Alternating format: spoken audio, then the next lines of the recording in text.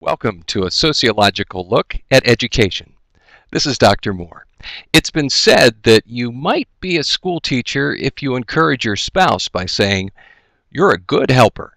It's also been said you might be a school teacher if you've ever had your profession slammed by someone who would never dream of doing your job. Jokes like these, well, they're not really jokes, not very good ones anyway, bring to light some of the challenges facing those working in the educational system today. The educational system has received its share of criticism over the years.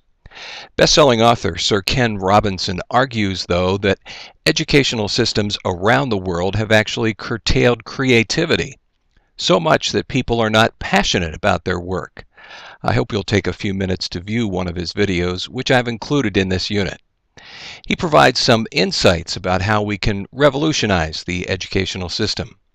Robinson is an internationally renowned leader in the development of education and a former professor of education in the UK.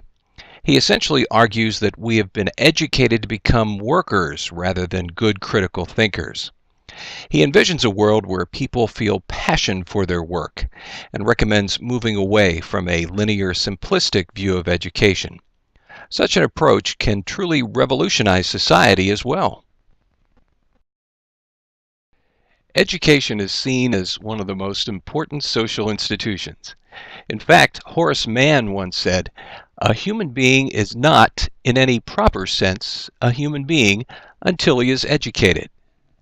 The value of education was seen in a recent Gallup poll where a random sample of the population was asked to answer this question: "What do you think matters most for getting ahead in life today?"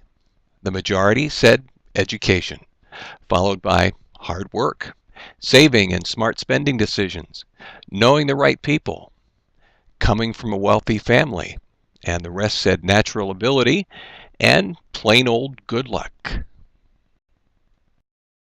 Here's what we're going to cover in this presentation. We'll take a brief global look at education and the factors that shape this institution. Some of those factors are economic development, gender inequality, and cultural traditions. Like other institutions, education varies around the world. We'll take a look at the application of theory to education. We'll see how a couple of social theories apply at the macro level and at the micro level. We'll investigate various issues, problems, and controversies affecting education in the United States. Some of these issues are violence and behavioral issues, dropping out, and academic standards and student performance. And we'll conclude with a look ahead. Before we take on a world view of education, let's clarify a couple of definitions. Education is defined as the social institution guiding a society's transmission of knowledge to its members. This knowledge includes basic facts, job skills, and cultural norms and values. Schooling is formal instruction under the direction of specially trained teachers. This is how the knowledge is delivered to students and how students interact with that information.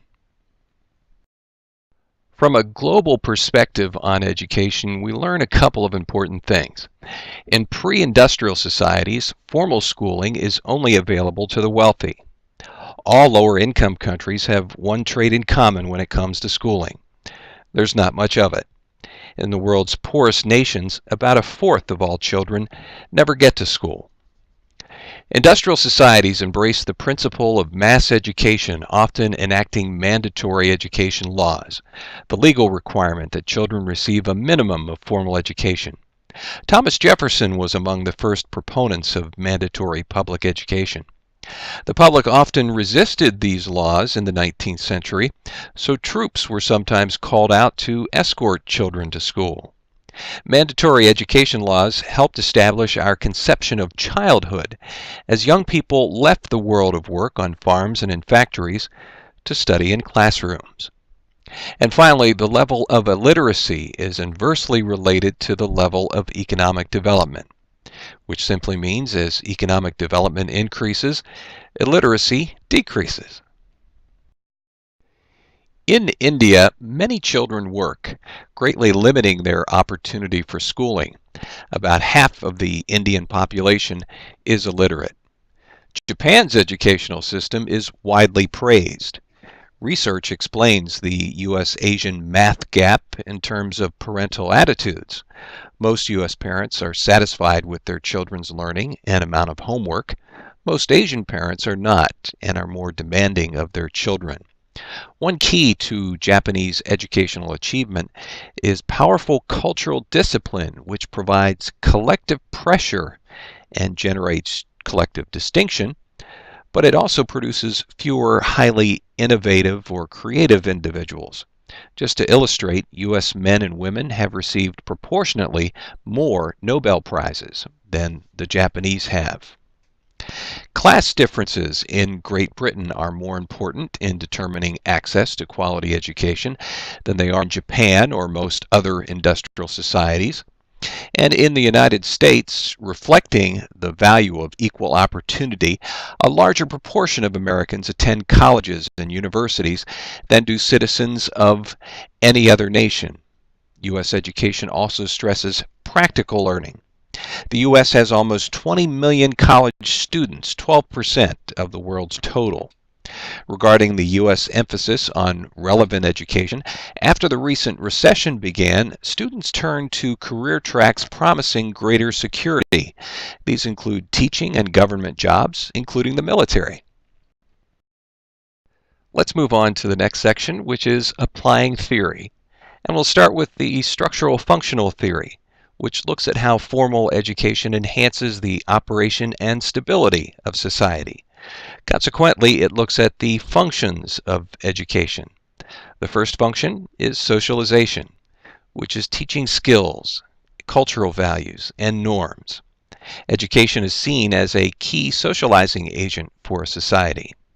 Just consider the cultural values implicit in the classroom spelling bee, including competition and individual performance. The second function is cultural innovation through research.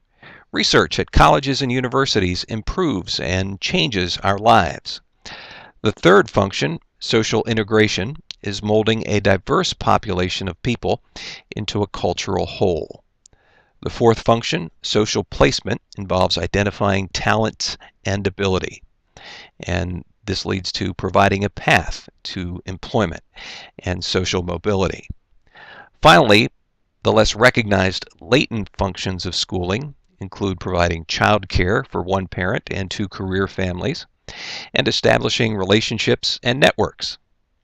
The structural functional approach stresses the ways in which education supports the operation of society, and as such, it is a macro-level approach. Let's move on to applying symbolic interaction theory to schooling. The symbolic interaction approach explains how we all build reality in our everyday interactions with others. One of the interesting things that happens is called a self-fulfilling prophecy. People who expect others to act in certain ways often encourage that very behavior, setting up this self-fulfilling prophecy. Jane Elliott carried out a very simple but interesting experiment that showed how a self-fulfilling prophecy can take place in the classroom through stereotypes. The labels that schools place on some students can affect their performance and how others react to them. When school officials define some students as gifted, for example, we can expect teachers to treat them differently and the students themselves to behave differently as a result of being labeled in this way. If students and teachers come to believe that one race is academically superior to another, the behavior that follows may be a self-fulfilling prophecy.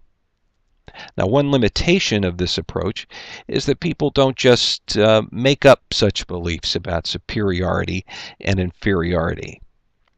Now, again, the symbolic interaction approach explains how we all build reality in our everyday interactions with others, and as such, it is a micro-level approach.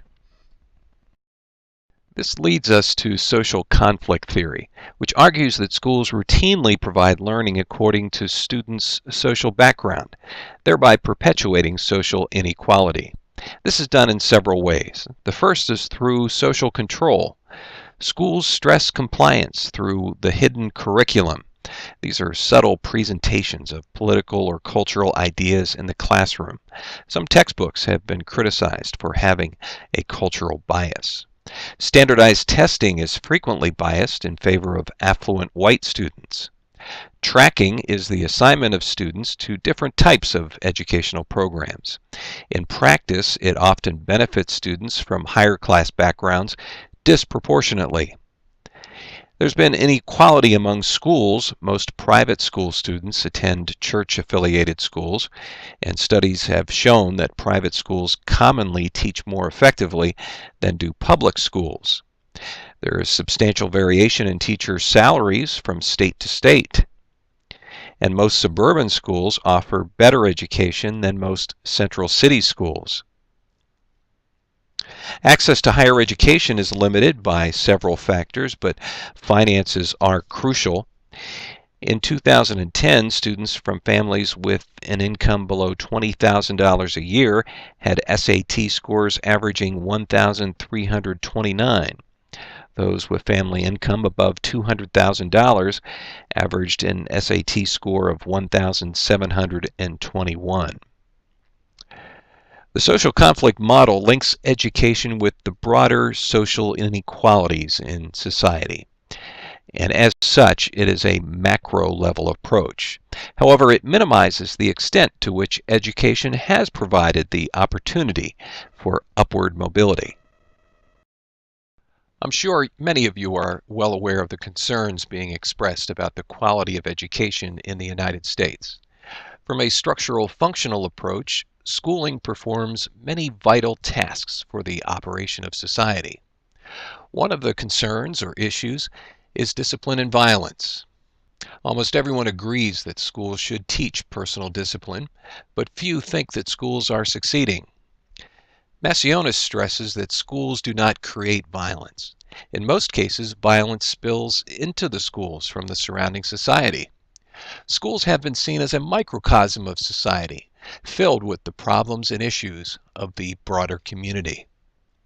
Another issue is student passivity, which is promoted through large bureaucratic school systems, which undermine education by rigid uniformity and expecting little individual responsibility. Passivity is common in colleges and universities. Often the only voice heard is the teachers. Another problem is the dropout rate, which has declined slightly in recent decades. Currently, 7.1% of people between the ages of 18 and 24 have dropped out of school.